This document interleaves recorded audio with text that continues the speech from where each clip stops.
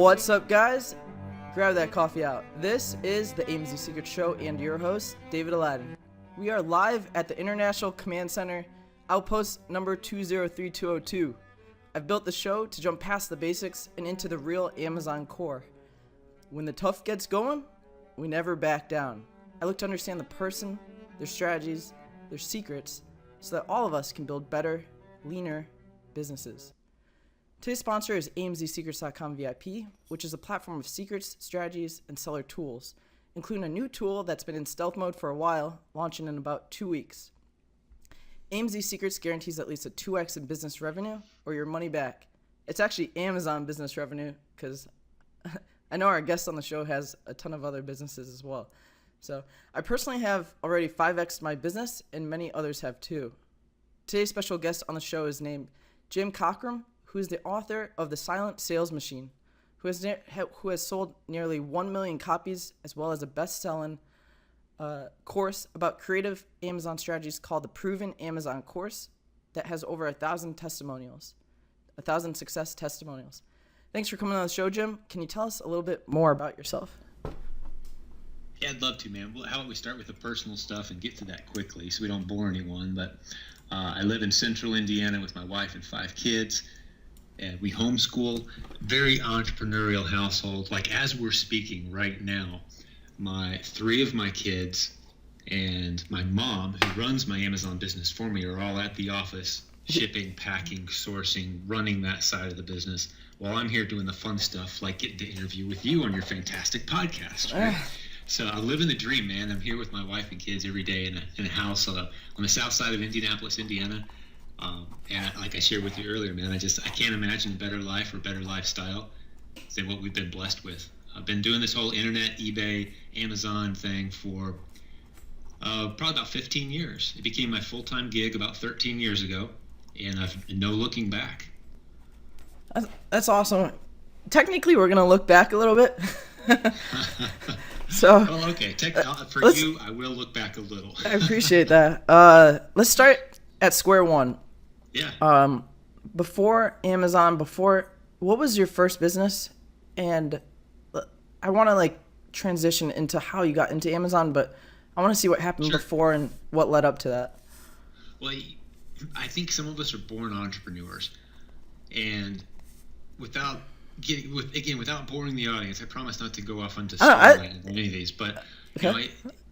Some of my youngest business memories were dragging all my toys onto the front yard when I was 5 and putting price tags on all of them and setting up a yard sale with probably 150 items in our front yard. And I lived on a farm in the middle of nowhere, okay? So I got one of my first lessons about the necessity of traffic in the early 70s. I saw 2 cars drive past our house that day, and yes, neither one of them stopped. So I'm thinking to myself, this is not a good business model, right? Yeah. So that was my first exposure to business and to business failure. And then a long string of other kind of little failures, little successes into my career. I sold software for Microsoft. It was the last real job I had. And again, when was that? 13 years ago, software licensing. And I just got bored with it. I was making good money. Everyone's like, "Oh, you hit the magical 6-figure income. That's impressive." It didn't do it for me. That's just not a lot of money in this day and age. Mm-hmm. You can achieve so much more as an entrepreneur, and I just felt that bug and felt that draw. And I kind of tell the story in the Silent Sales Machine book if people are interested in diving into any of the details of that, because that's kind of how I opened the book. Is this has been my journey, but I just started goofing off on eBay. It started really working. I was making more money on the weekends than I was selling selling Microsoft software. So you were doing both at the same time? Doing both, okay. Absolutely, and which is what I highly recommend. People come to me sometimes like, "Yeah, Jim, at what point should I quit my job?" Agreed. And I say, at the point that you can't afford to work there anymore. Yeah. Right. That's literally what I had to tell my boss. I'm like, I see 6 to 8 months from now, I can't afford to work for you. It's too expensive. And he said, "What do you mean by that?" And I said, "Every hour I'm here, it's costing me about $200. Mm-hmm. And about 6 months from now, it's not going to make any sense anymore." And they fired me. Wow, they fired you? That's bitter. Yeah, on the spot. Just next day, pack up your stuff. Yeah, go ahead. I thought I had a great relationship with this company. He was a good friend of mine, and and I had done great for them in the territory. I was doing well as a salesperson, and Do you ever see? gone? Yeah, done. So I got pushed out a little faster than I wanted to. But no looking back, I determined that day. I decided I wanted to not only succeed myself, but I wanted to grow the largest community of successful internet entrepreneurs that the world had ever seen, and do it legitimately. No smoke and mirrors, no flavor of the week, launch this, big launch formula stuff. I've never done big launch stuff at all. Yep. I'm not trying to come down on those guys. Some of those guys have done some cool stuff. I don't do big launches. I never have, I never will, because I think it attracts the wrong type of mindset and people who have no business dropping $5,000 on a course, and then you overwhelm your support systems. So I've never done it that way. I've just done the slow and steady, add a few new entrepreneurs per week into our community, and it's just grown. Do that for 13 years, man. You've got a powerhouse of an organization, which is what we have now. I've got 70 people that work for me around the world, most of whom I've never met, many of whom I have no idea what country they're even from. And we've built this incredible organization that serves about 250,000 entrepreneurs around the world. Okay. There's a lot going on. There's a lot going on there. I'm sorry. All right. Yeah, because we jumped from eBay. All right. And we can go into any of that you want. Yeah, I'm going to keep slowly going into the Amazon. So you're selling on Microsoft and eBay at the same time. So you're selling at Microsoft software. And you ever get a chance to meet Bill Gates? No. He wouldn't know. Actually, technically, Microsoft doesn't sell their own software. They use a sales channel. And there's when I was in the industry, there was 7 to 9 big players in the sales channel, and we all just beat the crud out of each other for that 1 or 2 points of margin to sell Microsoft software to corporations. Really is. I mean, it's a pretty boring gig at the end of the day. And no one meets Bill Gates. The thing is, I think almost every, no offense to people that have like regular day jobs, but I think like every job, I couldn't see myself doing it every single day in and day out. The cool thing with like entrepreneurs, we can do anything that, if we get bored of something, we just slightly pivot and just do that thing for a time being. Well, I've told this story a couple times. This will resonate with you, David. I told my wife this about a year ago, and I've shared it on a few interviews since. I said, I honestly think if someone slipped me a blank sheet of paper right now and said, write any number you want on this sheet of paper. Yeah. Doesn't matter what the number, write that number down. I know where you're going with this. But all you have to do is get up every day at 6 a.m., get in your car, drive for half an hour, stay at the office until 5 or 6, and then drive half an hour home. That's all we're asking. And we will give you write the number down, we will give it to you.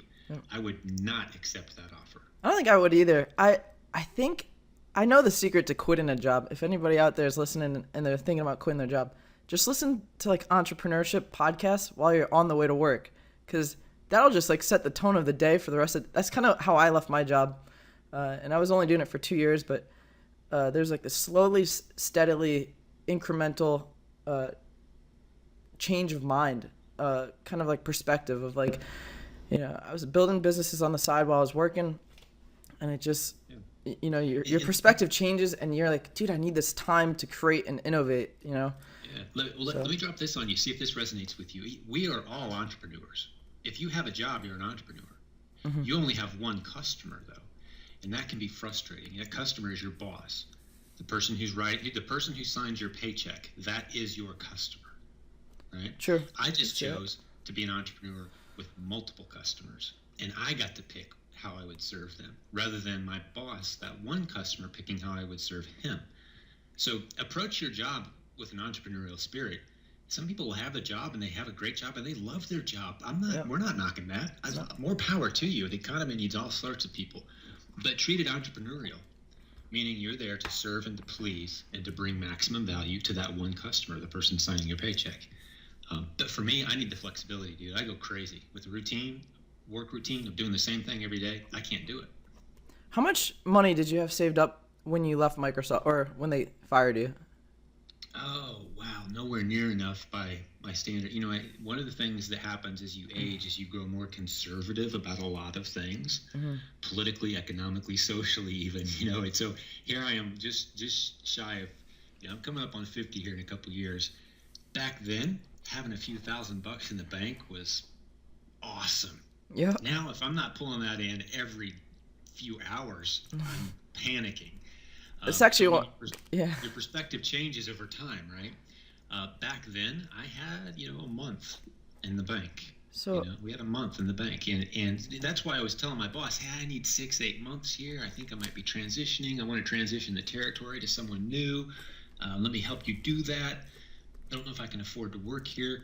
And they fired me. So I went out, it was a little, my wife was 8.5 months pregnant at the time. So we lost our insurance. It was kind of rough and scary.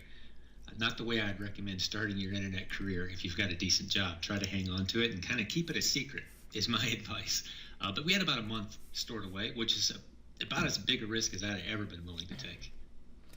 okay, so I'm guessing you're around 37 when you got fired. Am I doing the math right? I'm 47 now. I was in my mid-30s. Okay, so mid-30s. So anybody that's watching, if you're considering quitting, he was in his mid-30s and he had a pregnant wife at the time. I think I saw like a video. You had like 5 kids on stage at one point. Yep, 5. We still have 5. 2 of them are Congrats, biologically. We call it the hard way. 3 of them are international adoptions. It's 4 boys and 4 boys and 1 girl, and our girl is our princess. She's our youngest. What'd your wife say when you got fired? She has always had this irrational confidence in me. She said she recognized it the day she met me. I have no idea. If it wasn't me she was talking about, I'd call her nuts, but I'm kind of flattered by it. She's just always been my biggest fan, and that's one of the secrets to business success. It's statistically tracked in very few places, but the few places where you do see this statistic tracked, it's undeniable. I'm a statistics guy, okay? You can't blow smoke at me with statistics. I know how to ask the next right question. Statistically, one of the most consistent things that you can do to increase your net worth over a lifetime is to get married and stay married and to have a great marriage. It's undeniable. People who go through tragic relationships their whole life don't typically wind up in financially successful situations. They just don't. And like I said, it's not a popular thing to say. It's not tracked by many statistics. But if you do the research, which I have, it's dead on. So it's huge. Having that support, that person who's rooting for you and that person who's pushing you forward. It's one thing to be a single guy, like, I could live on ramen noodles for the next 6 months if I had to. Let's do this. And you take a huge risk in your mid-30s. Yep. It's another thing to have kids to feed and a wife that's looking at you saying, I believe in you, I trust in you, you're going to make this work. And I'm like, yes, I am. There's no boost like that can be duplicated or replicated in any other way. As a man, I just felt that compulsion, like I am going to make this work. And that's why, as I looked at my wife and kids, you can't duplicate that. I agree with you on a ton of parts of that. Right now I'm actually at the point where I have like a long-term girlfriend. And I've been just debating the whole marriage thing just cuz like nowadays like the statistic on divorce rates and how much of the business they take from you if that goes south. And so I'm factoring all these like equations and I'm like looking it up on forums and stuff. And hopefully she doesn't see this podcast. Well, see, that's what I was No, we've had open talks about it. And it's just like a standstill. Like I'm like, what can you do in marriage that you can't do in a relationship? But I know what I'm saying. Like there's an awesome thing about marriage. There's different worldviews, and I'm not looking to have a clash of worldviews here. But I can say is, if I know a lot of people who are in serious, lifelong, committed marriages and successful business people. And if you do your research, you have to be careful who you're asking the opinion of. Let me put it that way. If you want advice on is marriage worth it? Is it a good idea? Is it something that I should pursue? Don't ask people in their early 20s who think marriage is stupid, or that's what you're going to hear. I would say ask people in their late 40s through 60s who have been through marriage and business. Find guys like me. Like, okay, I've got 20 plus years of this whole marriage plus business thing. I'm the guy you should be talking to. Or other businessmen where it didn't go well. Sure, talk to them as well. Find out what went wrong. Maybe they were working 70 hours a week at the office and they lost sight of their priorities. Yeah. But I know a lot of people who are making it work. It's brilliant. And I'm telling you, statistically, people with money, the people with a lot of money, if you look at it, they come from stable home environments with kids and husband and wife and kids. I mean, that's just statistically where they are all stacked. Yeah. Unless they're a pro athlete or they're a superstar singer or they inherited it, which is about 2% of the millionaires in our country once you add all those categories up. The other 95% of us that have a lot of money, the vast majority of us come from the scenario I just described. Stable home environments, married with kids to the wife they fell in love with in their 20s. Well, it's the statistics. I'm not disagreeing with you. There's also a statistic like people that are married live longer. So that's good to know too. I want to live longer. It's healthy. It's one of the best things you can do for your health. I know, Bill Gates is married, Warren Buffett's married, Mark Zuckerberg's married. These are all billionaires, so good signs. And that's, I'm not big on like, hey, this name, that name. I want to look at the big sample size. I want to know if there's really something to this. And if you really want to dig, I feel we may drift too far from Amazon. No, I'm keeping an eye on the time, and then I'm going to pivot once we hit a threshold. I'm ready to pivot at any point, but I'm a huge student of the nation, the Hebrew nation, because for thousands of years, if you look at them as a people group, throwing all religion and philosophy to the side and just saying, hey, we'll look at anything, consider everything. What people group have risen successfully from the ashes time and time and time again using the same philosophy that's worked for thousands of years? Look at the Hebrews. It's undeniable. If you, like the Forbes richest 500 people, Forbes 500, whatever, the Hebrew Jewish people in America, for example, represent, 2 or 3% of our population, maybe that. But you look at the Forbes 500 and 80 of them are Jewish. How is that? What's going on there? There's something statistically significant happening there. And it's this set of principles that they live by. Some would call it biblical principles. I would call it just the way the world really works. Call it whatever you want. But the statistics don't lie. Interesting. And they, it's traditional family value type of stuff. Honesty, integrity, serving your customer, providing value, understanding that money is a spiritual thing, not a physical thing, which would be a whole nother podcast. But it's candlelight versus cake. I'll leave it at that and we can move on. You either see money as candlelight or cake. Some people see money as this pile, and if you get yours, that means I get less. Like cake, right? Yeah. I see it as a game. Like you can see it as a game or as candlelight. What I'm meaning is you can have I understand your analogy to it or metaphor. Okay, so now it's time to pivot. Let's do it, buddy. So you have a $25 million multiple business generating thing going on, and you have partnerships. Can you tell us about your partnerships involved and how you've cultivated it and how it's helped you build your business up? I'll start with this, a Dave Ramsey quote. You may know who Dave Ramsey is. He says, the only ship that won't sail is a partnership. Like, all right, so that's my foundational premise. And the only reason I bring that up when you bring up partnerships is because 9 times out of 10, when someone says, hey, I've got a partnership idea, maybe even 95% of the time, I'm going to say, nope, that's terrible, don't do it. And just like with marriage, marriage is an ultimate lifetime partnership, right? 99.9% of the people that you're going to run into would be a horrible lifetime marriage partner. You got to be picky. You got to really be intentional and picky. And the same thing with business. So my partnerships, the people that I partner with, we've got a pretty unique system. And to my knowledge, no one else is doing this. Here's how I found my partners. They start off as readers of my book. Then they buy a course. Then they succeed. Then I get to know them a little bit. And they feed maybe some new twists and new ideas into our community, and we create a course together, and that goes well. They're still not a partner. Then they begin serving our community, answering questions and demonstrating over a long period. By this time, I've known them for 2 or 3 years. and they're demonstrating a similar worldview and a similar commitment to providing value to our audience, a similar commitment to core values that like honor, respect, and trust and dignity.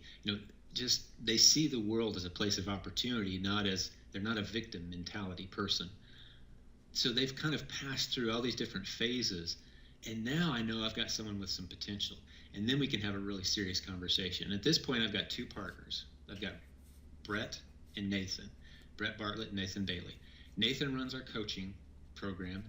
Brett is our 8-figure Amazon sales machine. He has a unique strategy that he's used to go from $400 in the bank to running a team of about 50 people running his 8-figure Amazon business. And he's just an innovator. Mm-hmm.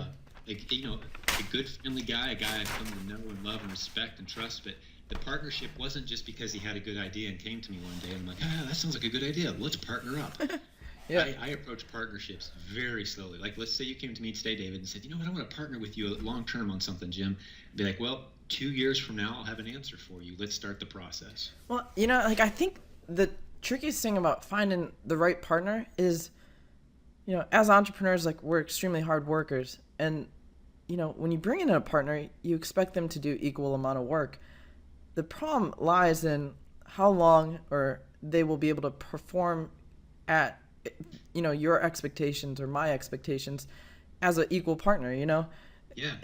You're also dividing the pie in half as well. So if I'm going to give my time, or if I'm going to give half of my revenue over, it becomes a scary situation if you stop working. So that's where I see partnerships as tough. There's a couple false premises in your thought process there. Let me challenge you. If you were an Eskimo, you'd have about 15 different words for snow. Did you know that? You ever heard that before? No. In the U.S., in English, we have one word for snow. We either have snow on the ground or we don't. It's snow. In the Eskimo language, there's 15 words for snow. The reason I point that out is in the English language, we have one word for partnership. And I think that's unfortunate because I could sit here with you and brainstorm the next hour and a half, which we're not going to do, and demonstrate very clearly. And someone needs to write a book on this. Maybe it's me. I don't know. But there's about 15 different kinds of partnership, right? And you just used it as one word, and so have I so far. But you're talking about a certain kind of partnership. You're talking about the kind of partnership that accountants think when they say, we're going to partnership. Okay, well, what's the split? 50-50? Okay. Well, sure. Never get into that. Never, ever in a million years will I get into a 50-50 business partnership with anyone. It's hard enough to navigate something that's supposed to look like that with my spouse. Right? It's never 50-50. It's 80-20, back and forth, taking turns being 80-20 is what the reality is. So no, I would never enter into that kind of partnership. What I like to see is a pay for performance partnership with rules set up ahead of time. So I'm the one in control. I'm the one calling the shots, but you're advising me, and I'm taking your ideas into consideration. Ultimately, I have responsibility for making sure it works. So there's an accountability and there's a partnership there, but ultimately I call the shots with your best advice, and you get paid as it succeeds. So can I ask, how is your specific partnership set up with the two fellows that you have currently? Right. Out of curiosity. The money would come into, okay, like with the coaching, that with Nathan, that's his business. It's his coaching company. Coaching students come into our organization. They pay him. I get paid a percent of that. Okay, and everything else goes to pay all his bills and his staff and his team and the coaches and etc. I call the shots on how my name and our organization is represented, but the money flows through him, and ultimately it's his responsibility to make sure that business runs well. And is that percent, what's the distribution of the percent without? I don't know that I don't feel comfortable going into real specific detail. I'm just wondering if I was to set something up like this, like. Yeah, I'm not getting, and we could talk privately, maybe I could give you a little more specifics, but I'm not getting a big chunk of it. Okay. I have this philosophy in all areas. When someone partners with me, regardless of which type of partnership we're talking about, one of the goals I have is that when that person looks back at our arrangement 5 years from now, they will think to themselves, holy crap, I made out like a bandit partnering with Jim. Like, he overpaid me ridiculously. Because what that does, to me, my reputation is more valuable. Like, this is the Hebrew principle, by the way. My reputation is more valuable than the dollars in the bank. So if I can establish an ever-increasing stronger reputation in the marketplace for being the guy that everybody wants to partner with, and I am. I mean, literally daily, I'm approached by 5 to 10 or 15 people like, hey, I got an idea, Jim. Will you partner with us? How about we do this together? What do you think of this idea? I've got a team now that I pay to say no. Right? The power of no is actually very... Oh, I love that. I don't know if that's a book. It might be. I think it probably is by now. But yeah, just who said it? The difference between successful people and extremely successful people. There's one difference, and that is extremely successful people say no constantly. That's why it drives me nuts. Like, you see these commercials: say yes to everything. I'm up for everything. Who's in for anything? Like, idiots, fools, people with no future. That's who's up for anything. The people who are succeeding in life are saying no constantly. I even got to the point now where I have to pay people, like I mentioned, to say no for me. So there's proposals coming our way constantly. I never even see them because I've taught my staff how to filter those. Yeah. Well, I think the bigger the community gets, and the more outreach you have amongst all your businesses as well, you're gonna get more proposals like that.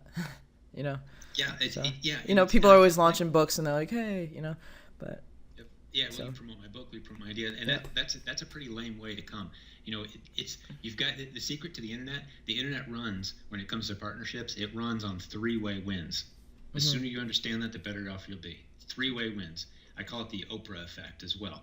Like, you could have watched Oprah for all 20 years she was on TV, and you never would have seen a show where a guest came on and made Oprah look like an idiot. There's people out there who are capable of doing that, by the way. They could have come on and challenged her on a worldview or made her look stupid or silly. Yep. And why didn't she have those people on her show? They could have been very famous. It could have been great for ratings. Why didn't they do that? Because Oprah is not interested in that. She doesn't want to go. It doesn't matter how much money she's making. She doesn't want to be made to look like a fool. She wants to benefit from every guest she has in some way. Mm-hmm. Very true. So the 3-way wins means the audience wins, the guest wins, whoever's bringing me the proposal, and I win. Mm-hmm. If you don't have all 3 parts lined up and ready with your proposal, you probably won't even hear back from us, let alone get a no. Okay, let's pivot. So you have this massive $25 million generating business. How are you organizing all the components of it and making it tick every day? Slow and steady. One of my favorite business books is The Tortoise and the Hare. Okay, we didn't set out to grow a $25 million business. I set out to turn $1 into $2 on eBay, and I got really good at it. And you can add some zeros to those numbers, and I get good at it at that level. Okay. And then I started saying, well, I'm doing the same stuff over and over again in this area. I need to bring someone in who's really good at putting tape on boxes. Yeah. Because I'm worth more money than that. So you bring someone in to put tape on boxes.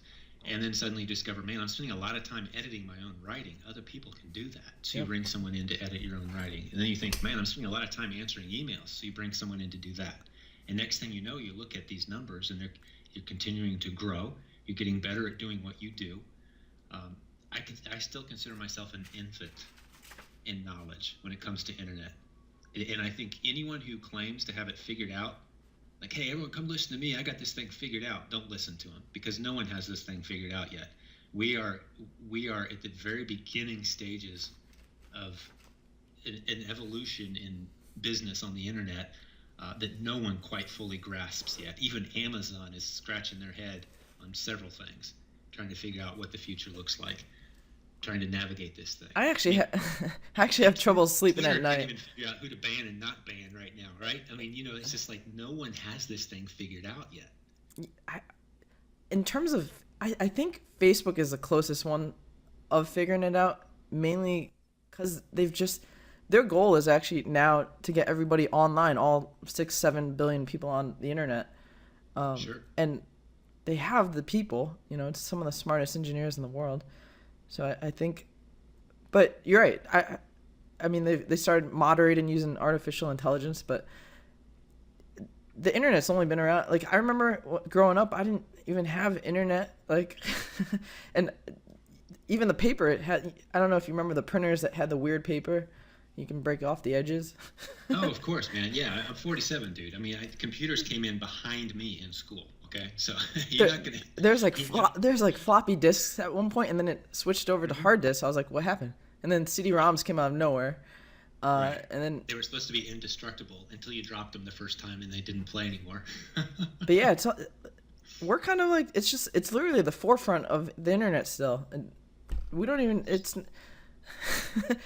only been around for less than 50 years. Yeah, and so much has happened too. So here's my unfair advantage. I feel like I have an unfair advantage because I feel like, well, money is a big unfair advantage, I think, as you accumulate more. Money will flow to you if you understand how the world really works. Mm-hmm. So I'll phrase it that way. I think I understand how the world works better than some of my competitors. And this is what I mean. Some people see this is all a brand new world that's never been seen before. There's no rules. No one knows what's really happening. That's not what I mean. It's not a disorderly world of chaos and Today's sponsor is AMZSecrets.com VIP, which is a platform of secrets, strategies, and seller tools, including a new tool that's been in stealth mode for a while, launching in about 2 weeks. AMZ Secrets guarantees at least a 2x in business revenue or your money back. Unlimited opportunity. The world is working exactly the same as it always has. All we're looking at right now is a faster version of the telegraph, okay, from my vantage point. You know, the telegraph is the first time we send a message from point A to point B without having someone jump on a horse to do it, right? Mm-hmm. That's all we're doing. The rules of communication haven't changed in thousands of years. We're able to do it a lot faster now. But things like treating people with dignity and respect, mm-hmm. and treating them with humanity and respecting them as an individual and respecting their time, giving them, if they're going to give you $5, you better give them $10 of value. You know, that's always been true. There's nothing new about business. The rules of life and business and relationships, they're all the same.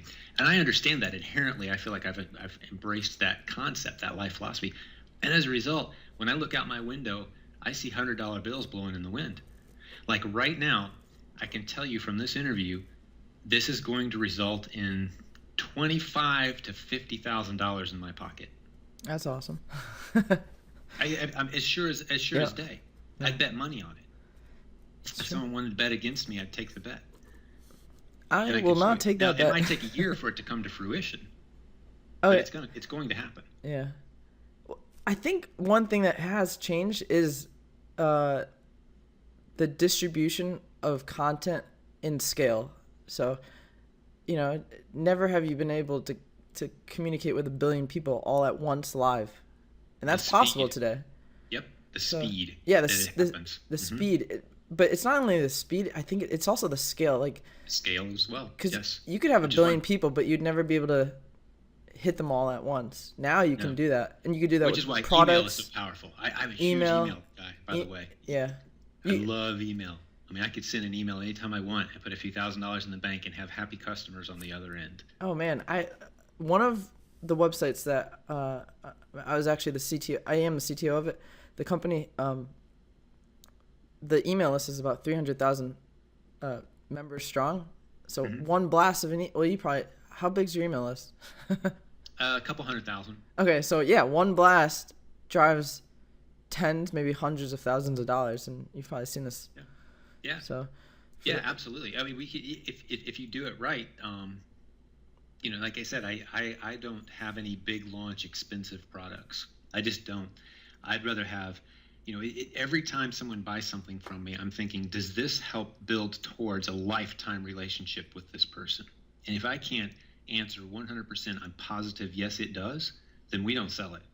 Yeah, I mean, I think this goes into building your Amazon products, not only just your school or your courses. It all comes down to the quality, because people, when they receive quality, they expect it again, and they will buy from you again because they've received it already once.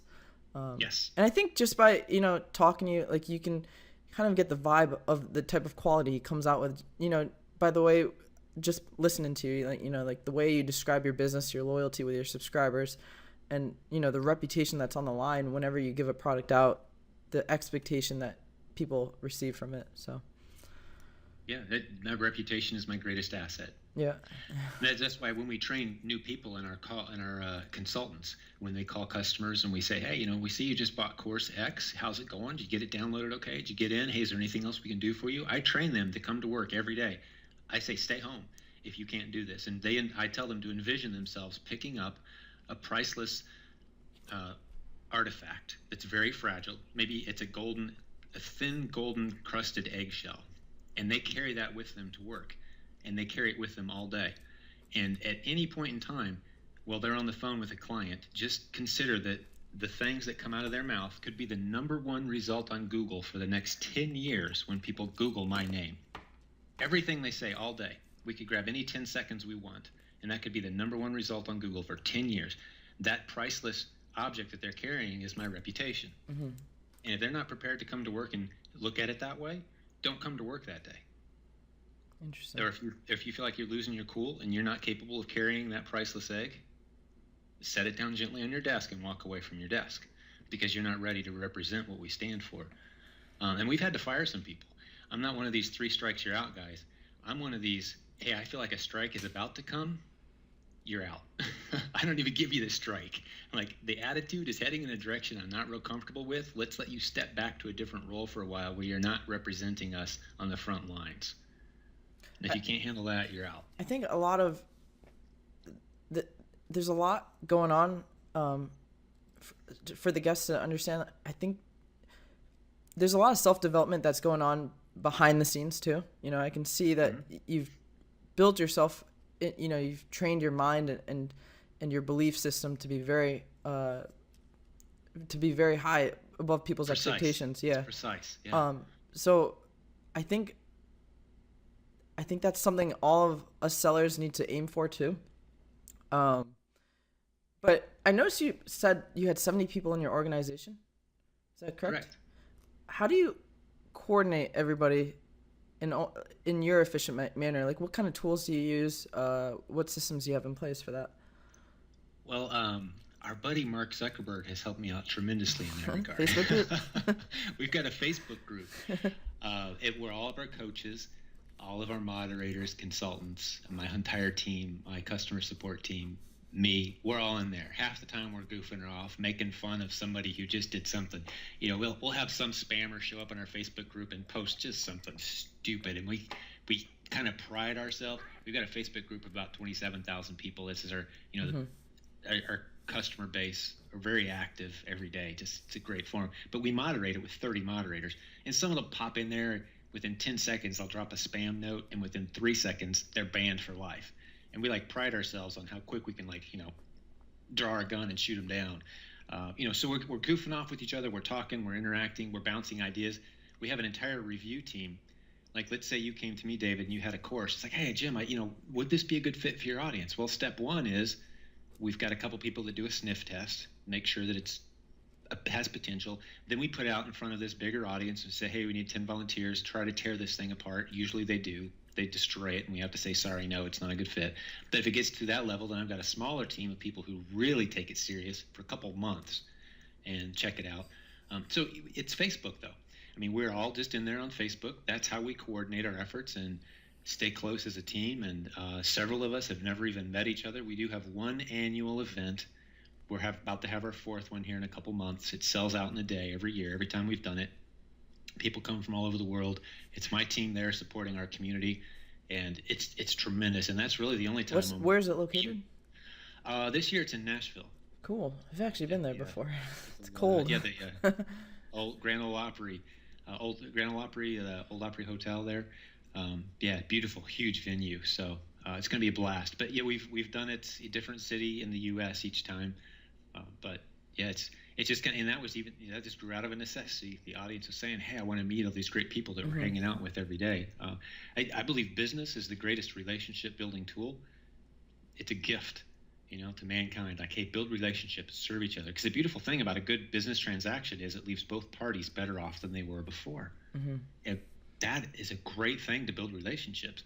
So all these people that are doing business with each other and interacting, selling each other ideas, consulting each other, helping each other solve business problems for free in most cases. But these relationships are very real. We see people crying and giving each other hugs at our event. people they have never met before, but they've only interacted with virtually. And it's a beautiful thing to see. So yeah, we love these live events. We may do more of them. But that's how we manage our team. Only good people make it through the levels. I didn't go out one day and said, "Hey world, I need a team of 70 people. Who wants to be hired?" And then look through 10,000 resumes. Mm-hmm. You don't do that.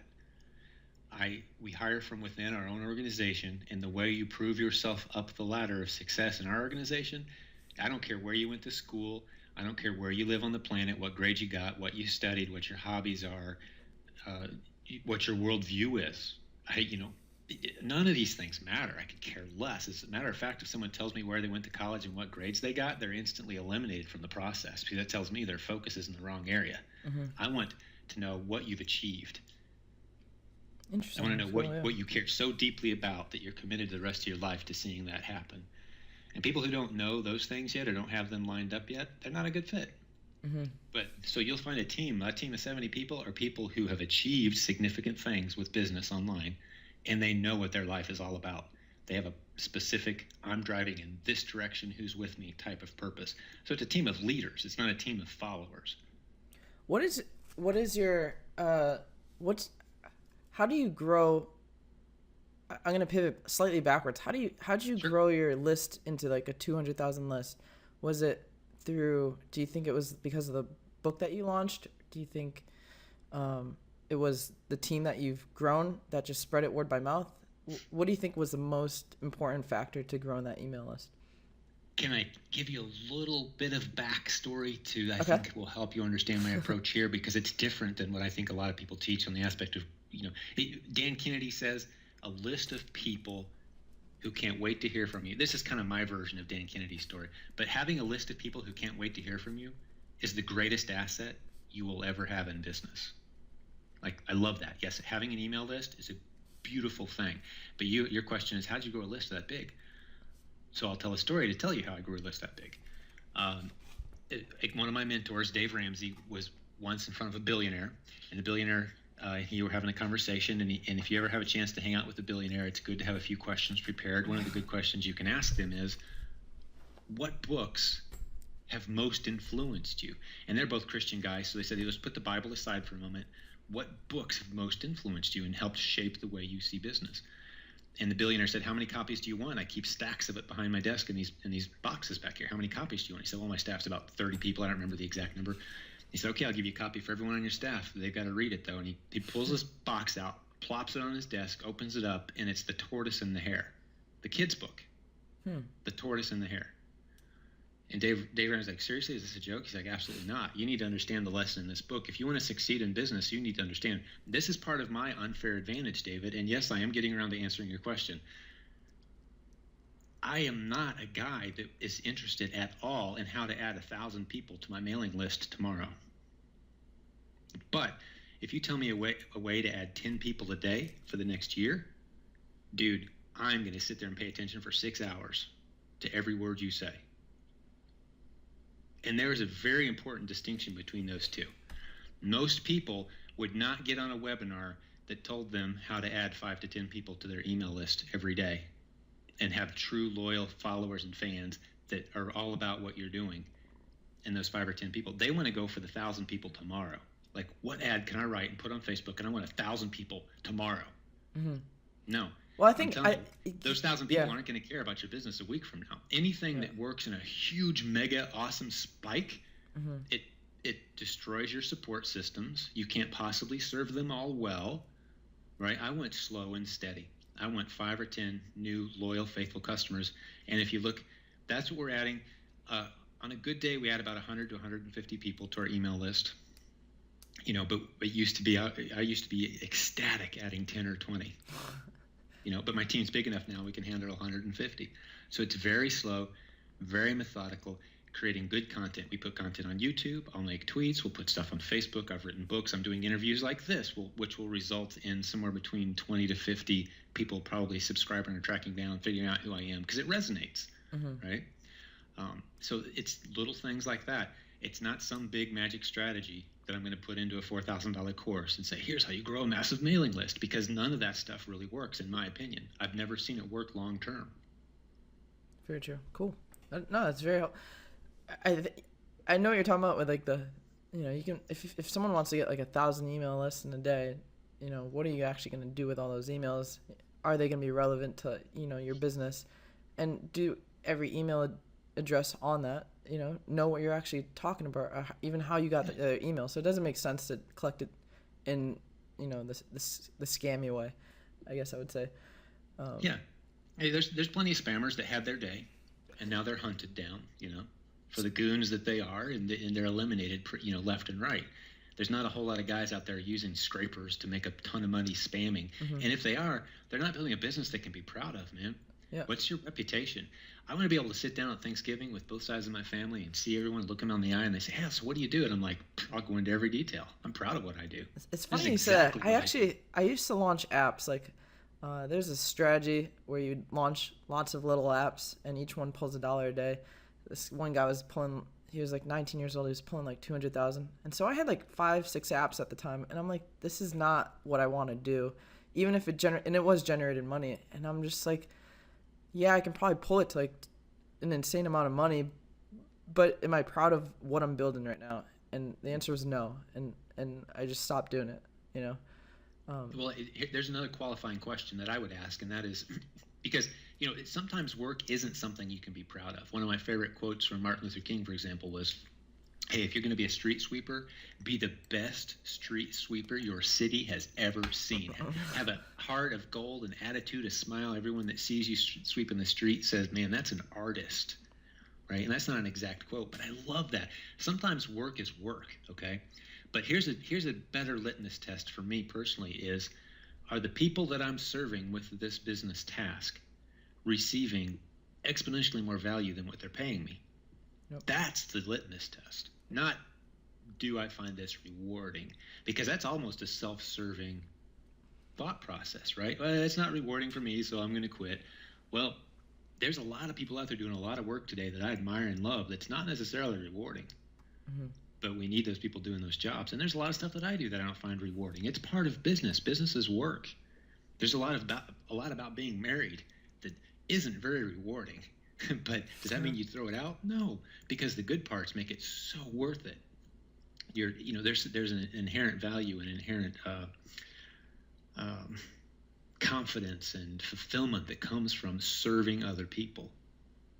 And so, I wouldn't, if I had an app and it was kind of a lot of work, but it was profitable and people loved it, yeah, I'd keep it going. I'd definitely keep it going. Just because it's not rewarding to me doesn't mean my customers aren't seeing value in it, and I'm serving them, not my own. Does that make sense? Yeah, no, that makes sense. I think the reason why I stopped was there are customers, I didn't turn the app off per se, I just became less passionate about it. And it just wasn't part of, my system of just like creating high quality, long lasting things I could incrementally improve and love doing it, and so I guess that's kind of my way of building something. I need to be passionate about it. I need to be fully involved or not involved, Sure. I'm not here to try to change anyone's mind. I'm just sharing my philosophy. Yeah. I've got little books out there that I could care less about now, but they're still selling, so we still support them, and the customers love them. So yeah, keep going. Let's talk about Amazon now specifically.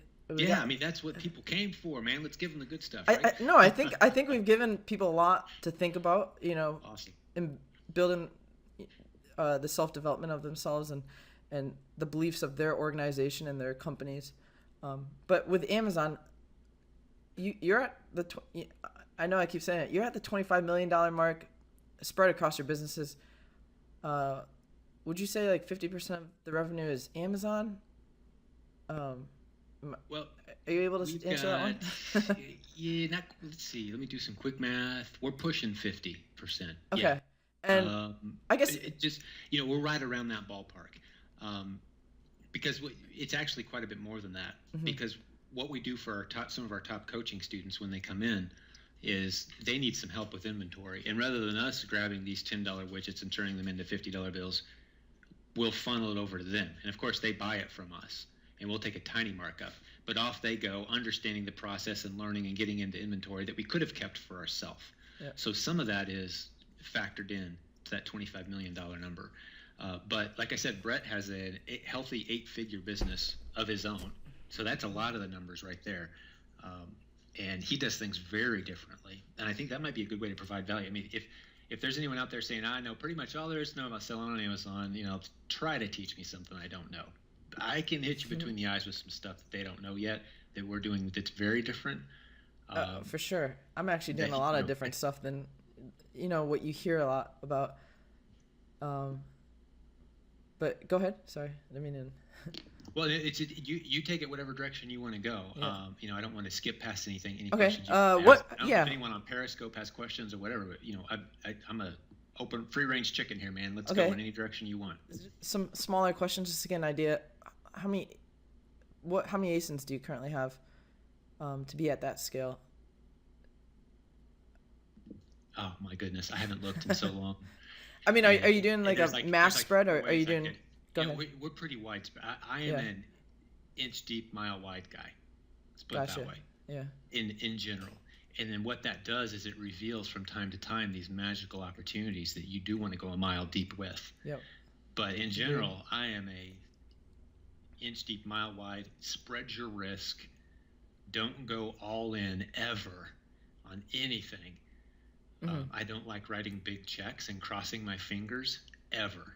I like, slow and steady, testing the waters, incrementally increasing my exposure. And that serves you well. Like, one of the stories we hear all the time out of China, for example, is, we bought our first, hey, hold on just a second. I'm going to be back in 5 seconds. Okay. No worries. You guys have any questions for those live streaming? Let's see how many people.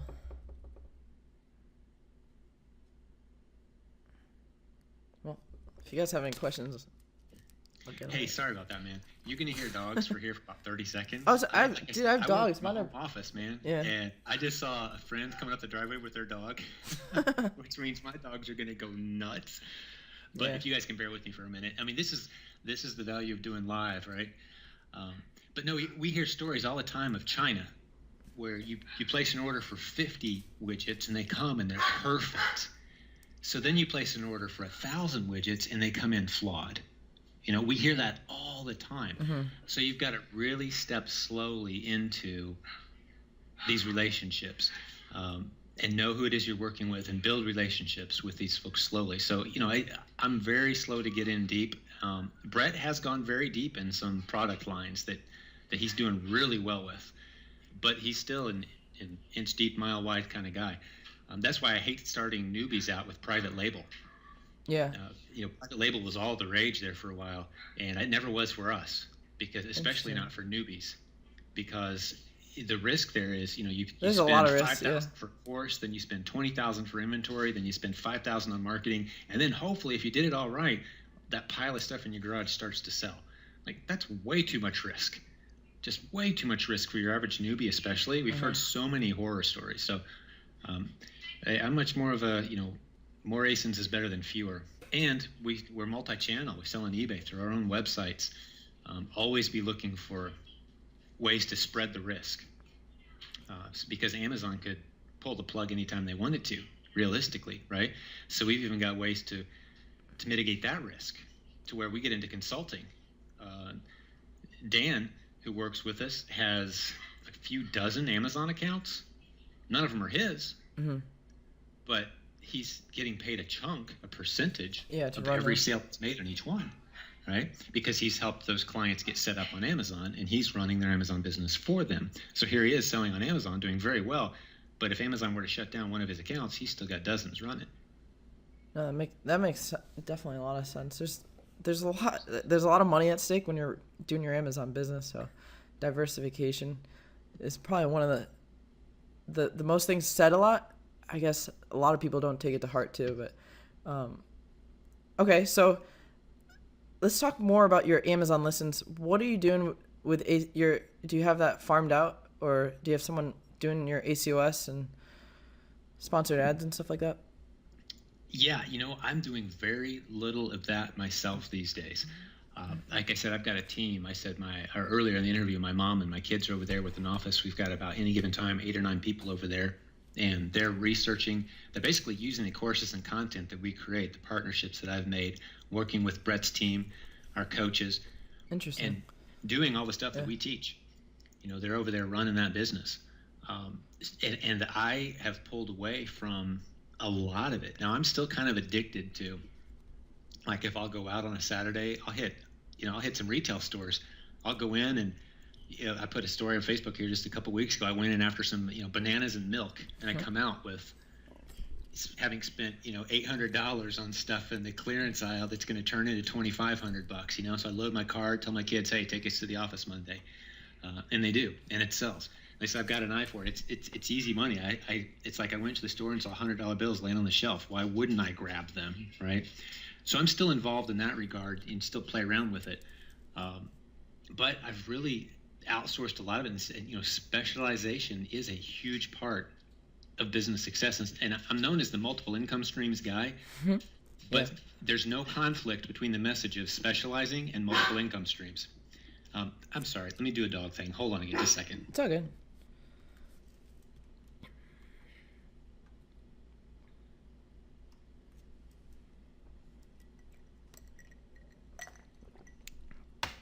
You guys stand by as we're waiting. He's got some dog issues at the house.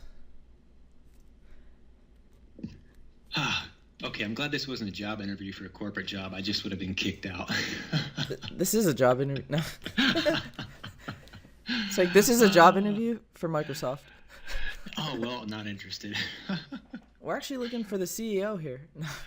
Oh, write the number on a piece of paper. I'll get back to you. Yeah. But no, okay, sorry. Where was Okay. I? Mean? Just FYI, we have about 3 minutes left. I don't know if you want to go over time. It's okay with me. I'm good going a little longer, especially since I was disrespectful there for a couple minutes of your audience's time, and I owe that back to them at least. Okay. So sorry about the dog situation. Oh, no worries. I have dogs. Totally get it. Okay, so I've been doing okay on eBay now. What kind of techniques do you deploy, or do you remember deploying that made your eBay account successful? Because I think you have a pretty strong foothold. eBay's changed. The audience there is not what it used to be. eBay for us now is when we get product in and it's not quite Amazon ready, because we don't like to send dented box or scratched label product into Amazon for FBA, which we do almost all FBA. We do very little merchant fulfill through Amazon. There's some stuff that just doesn't quite cut the mustard. So eBay is kind of our place where we send stuff that doesn't quite meet our standards, and so we'll just kind of let it sit out there, and eventually it'll sell. But the audience, I mean, if you just look at the raw statistics, everyone's on Amazon now. Shoppers are on Amazon. eBay has far less shopping activity, and anyone who's sold on eBay the past, let's say, 8 to 10 years will tell you, it started a slow, steady decline about 4 years ago, and it's still slowly, steadily declining. Now, I think they're due for a comeback at some point because of some of the stuff that Amazon's doing. So you're wise to keep a little toe in that pot, and kind of keep feeling the temperature over there, because I think things will heat up again on eBay. I really do, because of some of the things that Amazon's doing with retail arbitrage, for example, and where they're working directly with more and more vendors, right, on Amazon, meaning the true steals are going to be on eBay, and shoppers will figure that out. Here's what I mean. Like, if I go into let's say I'm a retail arbitrager and I sell stuff on FBA on Amazon, and I go into a store and they've got these widgets that are selling like crazy online for $100 on Amazon, but they got them sitting on their shelf for $20. Well, okay, I snatch them all up and I go, hey, Amazon, look, I've got all these widgets. I want to sell them on Amazon. Amazon goes, oh, wait a second, you can't do that here because we've got a direct relationship with the widget maker now, so only they are allowed to sell their widgets at the preferred retail price of $110. Are you experiencing this a lot nowadays? Not a lot. I'm into private label, so I don't have that conflict happening. Sure. Well, every area has its own challenges, but the whole retail arbitrage and online arbitrage, it's not a big issue, but it's on the radar to the point where shoppers are starting to think to themselves, wait a second, I thought Amazon was where I go to save money, and here I am looking at a $110 price. Let me go check eBay real quick. Oh, I find eBay way cheaper than Amazon, by the way. I agree with you on that. That is the effect that that wasn't the case a couple years ago. Interesting. It's the case now. And I actually, in general. I think the way I use Amazon and eBay as like a consumer, if I need something fast, I use Amazon. Like if I need 1 day shipping or 2 day shipping, I'll use Amazon. But everything else, I'll look on eBay first. And you're right, that consumer behavior has changed. And so, what about other e-commerce channels? Are you using like Rakuten or? We've got some people using those, and Nathan, my other partner, kind of specializes in the multi-channel stuff. Okay. We've got several clients doing really well multi-channel. Interesting. Yeah. Probably the biggest multi-channel private label success story on Amazon ever is one of our clients, Mike Brown of Death Wish Coffee. Do you happen to know who that is? No, I don't. You haven't heard the name yet? Well, after this interview, I'm gonna have to. Did you hear about that? You'll be blown away. There's a website, if I could mention it. All it is the story of him basically going from his mom's basement to having a Super Bowl commercial in last year's Super Bowl for his Death Wish coffee, which is the number one. Most days, it's the number one coffee sold on Amazon, and quite often it's the number one grocery item sold on Amazon. And he was in his mom's basement trying to keep a little coffee shop alive 4 years ago when he came to us. Greatest, like I said, greatest private label and multi-channel success story that I've ever heard.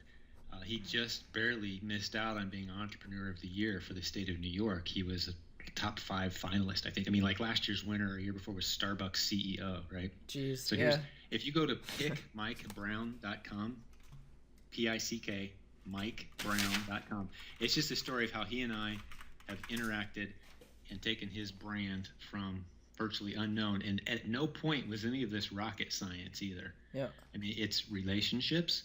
It's slow and steady wins the race. It's. Oh yeah, I see you there. Yeah. It's incredible. The commercial is awesome, dude. The commercial that he got, he didn't pay a dime for that commercial, by the way. Super Bowl one?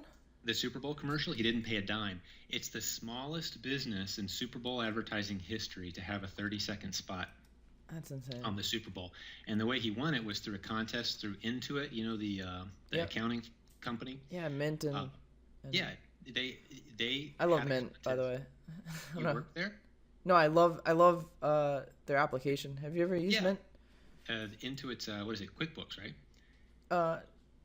I think that's run by the same company, but Mint is a separate Mint.com. Oh, okay. Yeah, right. I've heard of them. Sure. Okay. Sorry.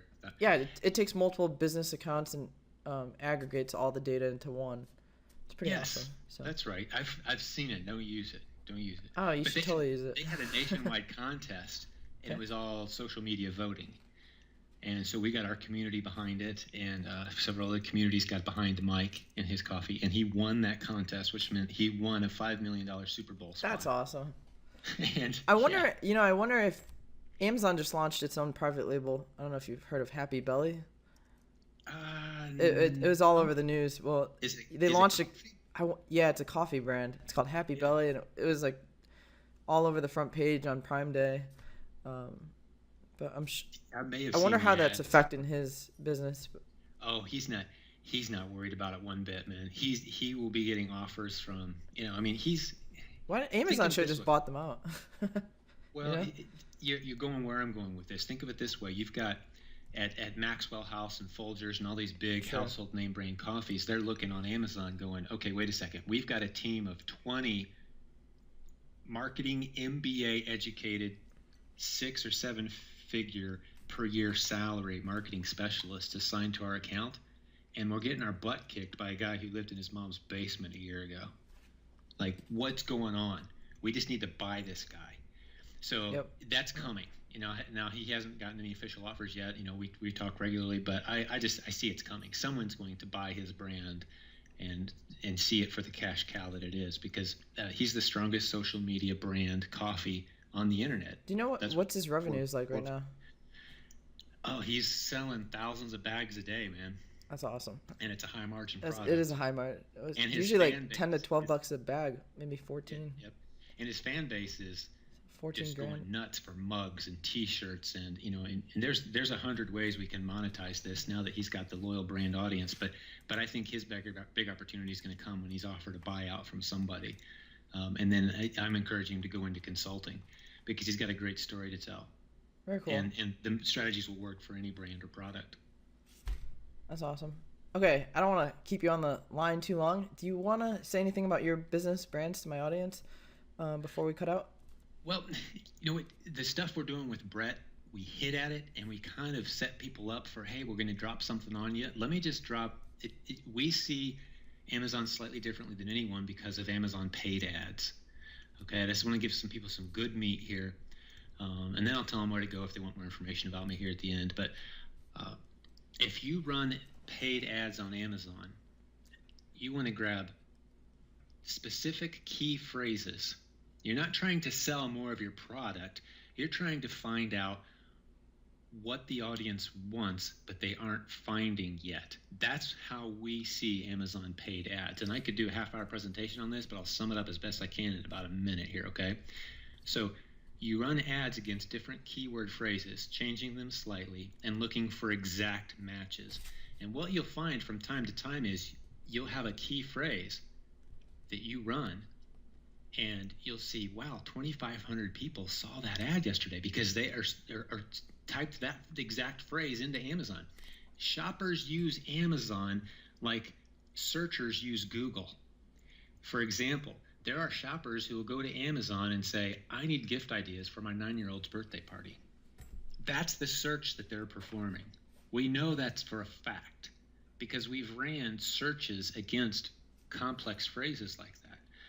And if you can be advertising for these little known phrases that are being used regularly, like a mom going in and saying birthday ideas for a 9-year-old girl birthday party, gift ideas for 9-year-old little girls, phrases like that, and then you put together a bundle that makes sense and looks good to someone who performed that search, you can be the only game in town popping up at the top of Amazon for bundles. Yep. And you can be selling retail priced stuff in a bundle that you mark up a little bit. It's not a big hunt for profitable inventory anymore. It's not a big push to try to sell something the world has never heard of before. Basically, what you're doing is going to that person that's looking for something that kind of looks like this, and boom, there you are, the top option. Close enough. I'll take it, says the customer, and they drop it in their cart. Never mind what the markup is, the margins. They don't care. You just made their life convenient. Brett has built an 8-figure business on Amazon by doing that. And I didn't necessarily do it justice, but the best way to sum it up is we don't look at paid ads as a way to sell more stuff on Amazon. We look at paid ads as a way to discover what shoppers are looking for that they aren't finding. Yep. And we can jump in there and pop into that top spot with either an organic or a paid listing and just sell like mad. He and his team of 50 that I mentioned, they're finding multiple opportunities like this daily. And we're teaching people how to do this technique. And the course is only a couple $100. It's Proven Performance Inventory is the name of the course. And we sell it for a couple $100 and it's going nuts. Lots of success stories. It's just a different way to see Amazon paid ads. So that's one of the coolest things we've got going on right now in our community. But for those who want to jump in a little bit more, spend about 6 hours inside of my head on all this stuff, my book Silent Sales Machine is only $5 and it's on Amazon. It's consistently a bestseller in the top 5 or so internet marketing and online business books on Amazon. So go read some of the reviews and check that out if you want. But any other way I can provide value to you and your audience, David, before we call it a day? No, I think we'll probably have you on the show again at some point. I appreciate your time and your expertise on the matters. It's definitely been a great interview. I know we touched almost every area of life in this interview. I love it, though. One of my favorite sayings is life is business and business is life. People who try to parse the two out, they don't get it. They're supposed to overlap. True that. Be proud of what you do, man. You're doing a great job, dude. I hope your podcast just keeps exploding and taking off for you and doing things. And if I can be of service, let me know, man. I really appreciate the invite. Awesome. All right. Thanks, guys, for tuning in. David Aladdin, Jim Cockrum, out. Today's sponsor is AMZ Secrets VIP, a platform built of tools run by top sellers, leveraging big data, the latest strategies, and our collective mind to make better decisions while building out our Amazon businesses. I have already x'd my Amazon business, and many others have too, using amzsecrets.com. Be sure to join our Facebook Mastermind secret group at amzsecrets.com/FB. It would help tremendously. Also, if you could leave a quick review on iTunes. Every question has an answer for Amazon, and finding the right one is critical to your success. amzsecrets.com does this, and it does it all for free. So why not? See you guys all there. This podcast has been directed by David Aladdin, a global king in logistics, strategy, and secrets. David Aladdin, out.